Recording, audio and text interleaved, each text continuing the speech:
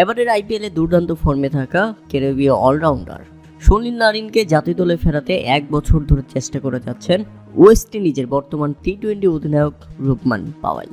তবে এবারে টি-20 বিশ্বকাপে সুনীল নারিনকে পেতে ওয়েস্ট ইন্ডিজ দল যে প্রবল চেষ্টা করে গেছে সেটাতেও অবসর ভেঙে ফিরবেন না বলে জানিয়ে দিলেন আইপিএলের দুর্দান্ত ফর্মে থাকা সুনীল নারিন। তাতে সম্ভাবনা ঝরে পড়ল অঙ্কুরেই। 1 বছর ধরে চালিয়ে যাওয়া রুবমান পাওয়েলের চেষ্টা বৃথা গেল। ওয়েস্ট ইন্ডিজ দলের আশাও পূরণ হলো না।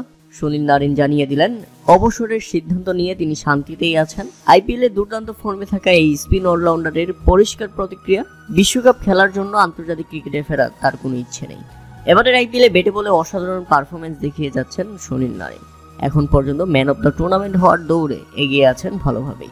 দুর্দান্ত এই ফর্মের কারণে যখন তাকে নিয়ে আলোচনা, তখনই ওয়েস্ট ইন্ডিজ টি-20 অধিনায়ক রুবমান পাওয়েল জানান নারিনকে বিশ্বকাপ দলে পেতে সব রকমের চেষ্টাই করে যাচ্ছেন তিনি।